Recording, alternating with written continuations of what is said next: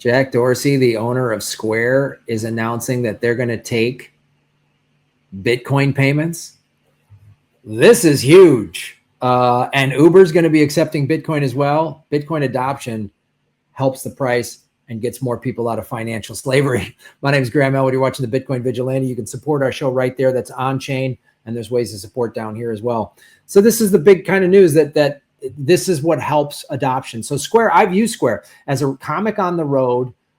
People would come to shows, and Square, if you've never used it, it's great. You just plug in and people can swipe a card. There's even now a new thing where they can just tap it and bam, you can link into a bank account. You know, I had a business bank account. So when people would come to shows and buy merch after the shows, they could just pay for it like that. Well, now, you know, when next time I do like a big tour, I want to be able to accept Bitcoin. Square's making you do that. So that's huge.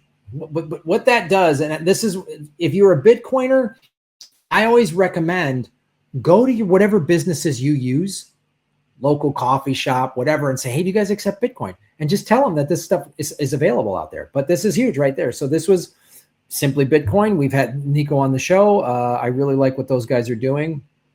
This has been all over Twitter. Simply Bitcoin. Jack Dorsey Square launches a zero-fee Bitcoin wallet for business owners. That's also big because usually they charge you some type of fee. So 0 fees for business owners. So that means someone can buy something from your business, small business, whatever. You have I don't know, you're selling groceries at a farmer's market. Go to your local farmer's market and say, you know, start accepting Bitcoin. I mean, and you know, if you've got a food truck, if you're whatever, your kids are selling Girl Scout cookies or something. I mean, a lemonade stand. I mean, I would do that. I would absolutely do that. And then here's some other news that's very big right here. Uber CEO confirms plans to accept Bitcoin and crypto payments. Mass adoption is coming. This is nuts. Uber and Square, two very big things. Now I want to talk another thing that's what's bringing the price here. This was just on CNBC because people are wondering, like, so we just had a new all-time high of 126,000. It's pulled back a little bit to 123. People are like, is that it? Is the bull run over? Are we going to go into a bear market? Because that's what it's done in the past. And a lot of experts are saying, no, this is a different cycle than we've ever seen. And this is what this guy, all right, Citibank, with $2 trillion, just said on CNBC. Correct me if I'm wrong, but I think going into late 26, your forecast for Bitcoin and Ether are pretty good, yes? Not mine, but our team's. Yeah. So we're looking for continued follow through there. It kind of comes back to your discussion earlier on how to think about your alts in terms of gold and crypto. And, I think your commentary is spot on there. I mean, I think we just have to allow that. You have a very aggressive momentum driven equity market. And so I think people don't want to miss that. So you're looking for your hedging opportunity. And the way we see it, in addition to central bank buying, as you mentioned, I think that those two asset classes become hedges of choice as you're trying to navigate this ongoing strength, highly valued, but momentum-driven equity market. Wow. That's pretty impressive. I mean, when Citibank is saying this, and then we want to talk to this Lawrence Lepard, and he, again, is one of these traditional finance guys that started to see the value in Bitcoin. Here's what he just said. He says we're going to get inflation back to 2%. He says we haven't lost control, even though he has. And the market believes him because the forward swaps are at 275 for 5-year inflation. Bullshit, but people believe him. When things start to break, he will have to change his tune well before the inflation rate's 2%. And everyone's going to go, that's interesting. He really has lost control. He cannot get inflation down. All those guys who've been talking about inflation is inevitable, they are right.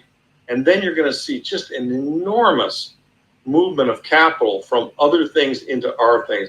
There's $450 trillion of fiat shit in the world. Cash, stocks, and bonds. All of Bitcoin, what does it take? 350 billion, 400 billion? 450 trillion, 400 billion of Bitcoin.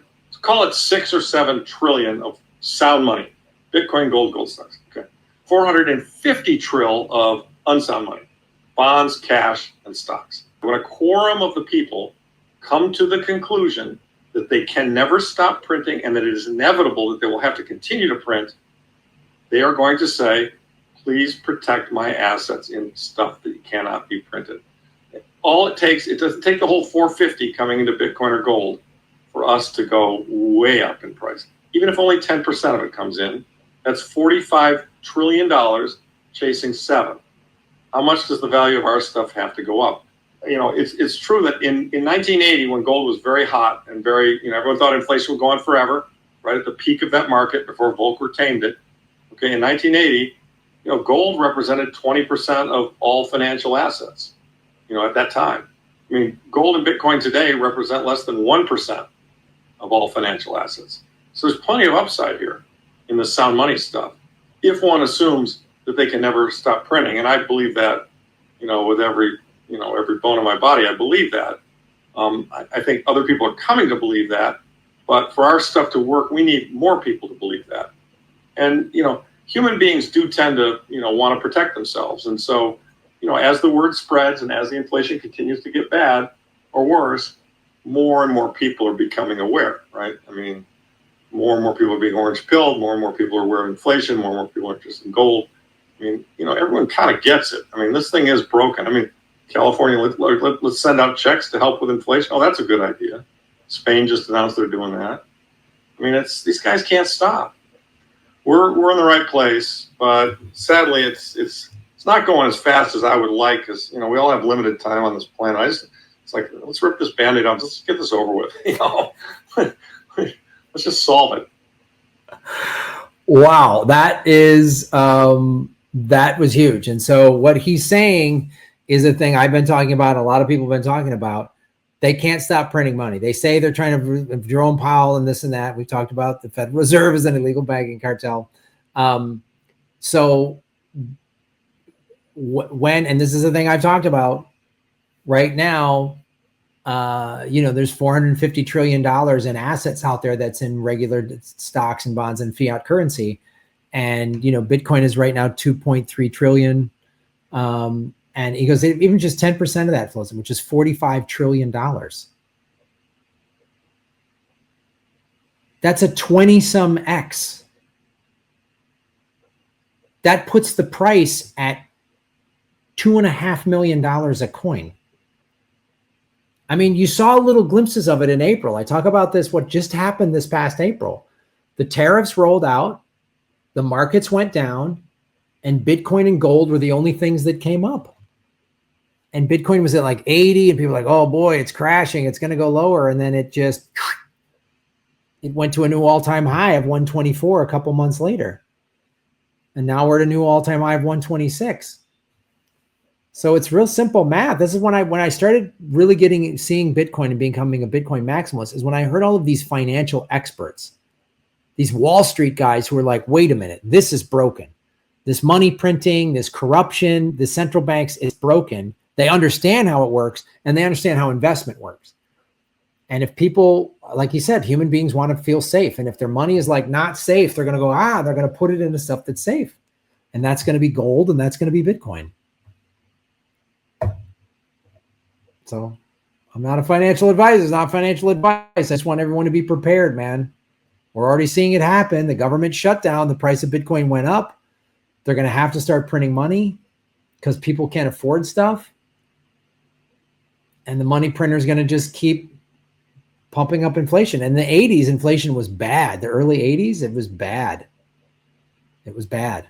I was a kid, but I remember just hearing but you go back and look that up. Look at what the interest rates were. 12%, 15%. I mean, it was nuts. So to buy a house or a car, you had to pay like 12% interest on the loan. Now, if you put your money in savings, you were earning 10, 12% or whatever. But so it's coming. Be ready. Follow the money, connect the dots, get the truth. That's how we make Gotham great again. And support our show any way you can. And buy some Bitcoin. Go right here. This is the one.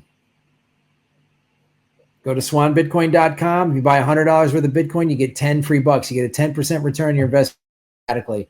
This is a Bitcoin-only exchange, and get out of the system, because what happens then? What happens if there's a run on the banks and all that crazy stuff? Oof. Scary to think about. Follow Money Connected Odds, get the truth. Shave your knuckles for justice. Boom.